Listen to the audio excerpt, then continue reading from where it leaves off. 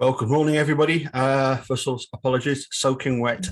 It's still absolutely peeing it down here in the Scottish borders, but the dog still needs walked, obviously. It was funny last night. I woke up a couple of times and checked on the Packers score.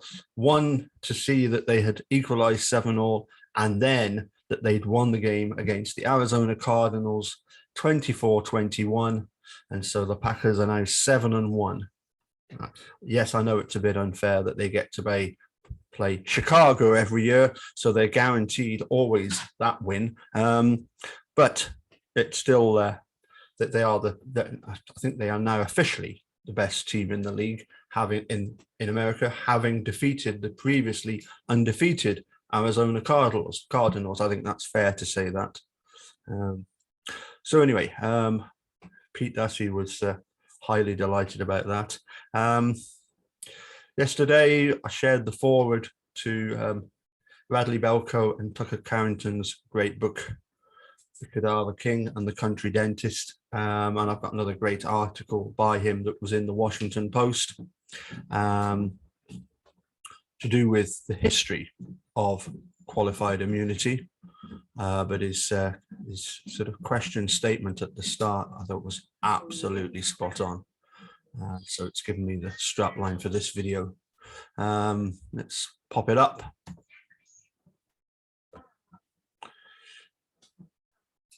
So this is Radley Belko opinion, The Ugly Origins of Qualified Immunity. Unfortunately, there's an advert right in the middle there. I don't know how to get rid of that. It's not showing up, the advert, but it's just blocked off the ugly origins of qualified immunity. Anyway, by Radley Belko. This was actually October the 26th, so it's 3 days ago. So there's a good argument to be had over whether police officers should be held to the same legal standards as the rest of us, or, given the high stakes that come with those powers, we should hold them to a higher standard, complete fidelity to the letter and spirit of the law. But in a free society, there is no real argument that the officials we entrust with these powers should be held to a lower legal standard, that we should let them pick and choose which laws they want to follow. History cries out with warnings about what happens to such societies. We call them police states.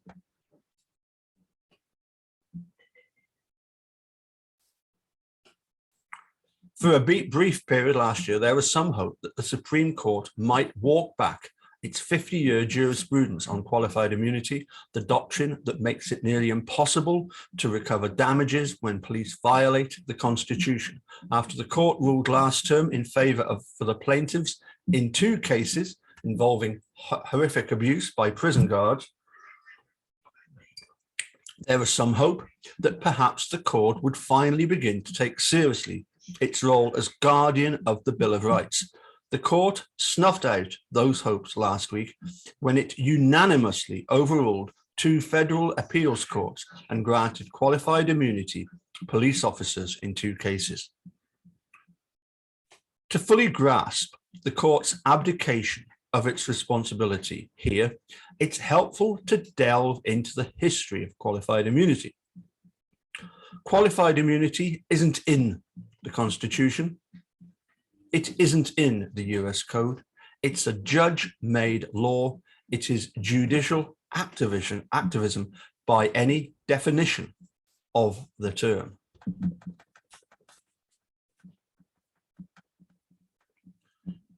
Three years after the Civil War ended, the country ratified the 14th Amendment, which prohibits the states from depriving any person of life, liberty, or property without due process of law, nor deny to any person within its jurisdiction the equal protection of the laws.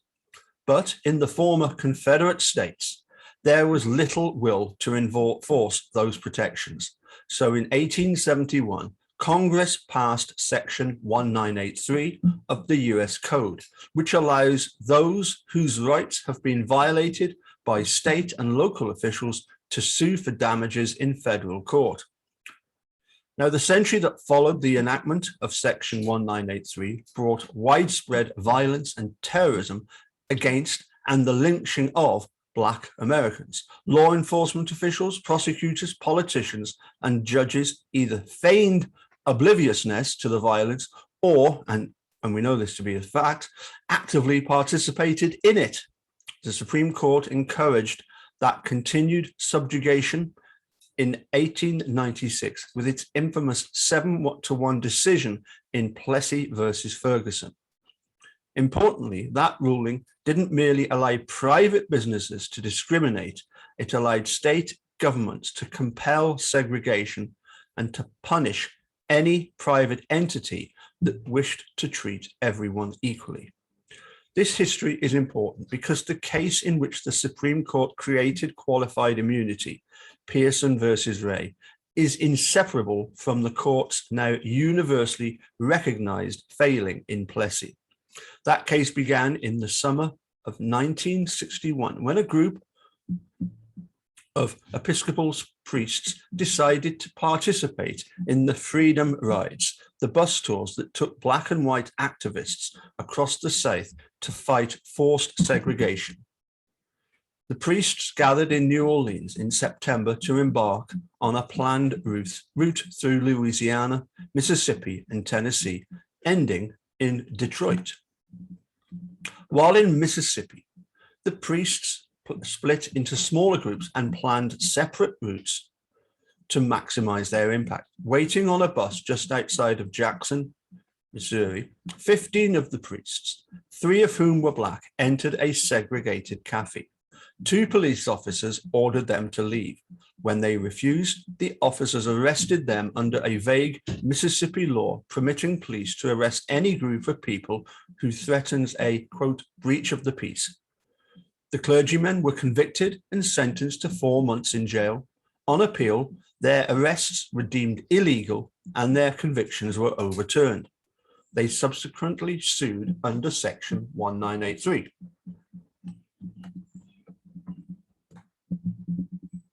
Now,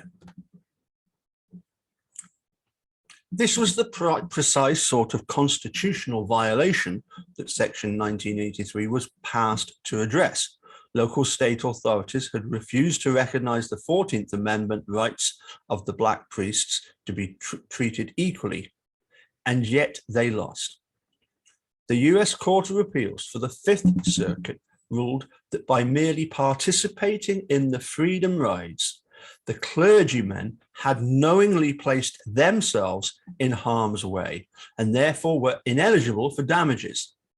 The court also ruled that though the arrests and laws were subsequently determined to be unconstitutional, the police could not have known that at the time and therefore couldn't be held liable.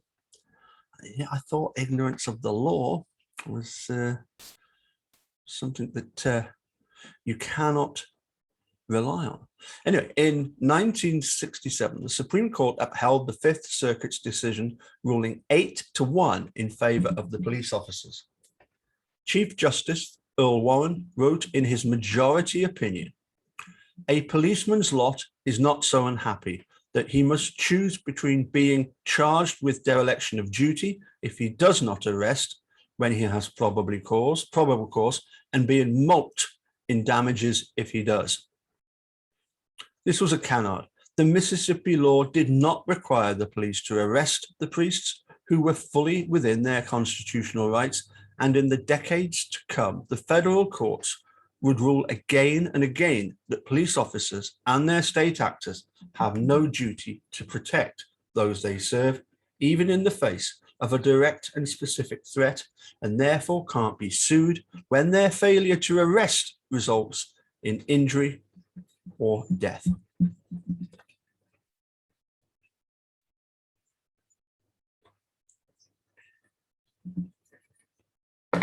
A month after the court invented qualified immunity, in Pearson versus Ray, police in Mississippi killed a Black man named Benjamin Brown when they randomly fired into a group of protesters.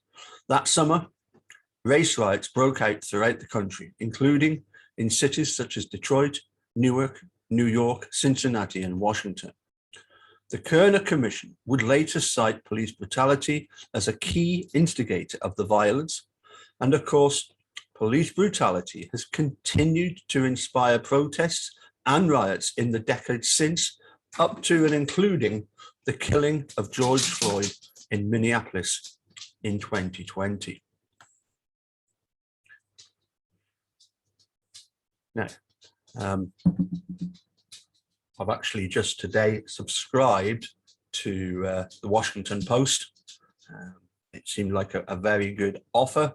There was one of £4 for 4 weeks, or £7 for 4 weeks, which gives you an extra layer to do with being in the EU. So I thought, yes, I do want to get as many of these articles as I can. And I was very pleased that somebody commented on yesterday's video that they have already ordered a download of the book. Trust me, you will enjoy is the wrong word, isn't it? Because we're horrified at some of the stuff that we read, and shaking our heads in disbelief at some of the ways in which the people in power, as Radley Belko says, that they're not held to a higher level, a level of accountability. They get away with a much lower level of accountability. Anyway, in my next column, which I look forward to reading, I'll look at the court's qualified immunity cases between Pearson versus Ray and last week's decisions. But in some ways, to summarize Ray is to summarize all those subsequent rulings. Collectively, they've created a through-the-looking-glass realm of jurisprudence that not only excuses police violations of constitutional rights, not only grants the police an exception to the axiom that ignorance of the law is no excuse, but actually incentivizes law enforcement to remain oblivious to the rights of the people they serve.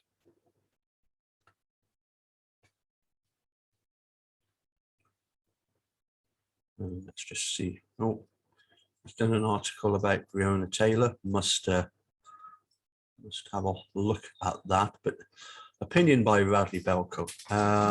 Radley Belko reports on criminal justice, the drug war, and civil liberties for the Washington Post. Previously, he was an investigative reporter for the Huffington Post and a writer and editor for Reason magazine.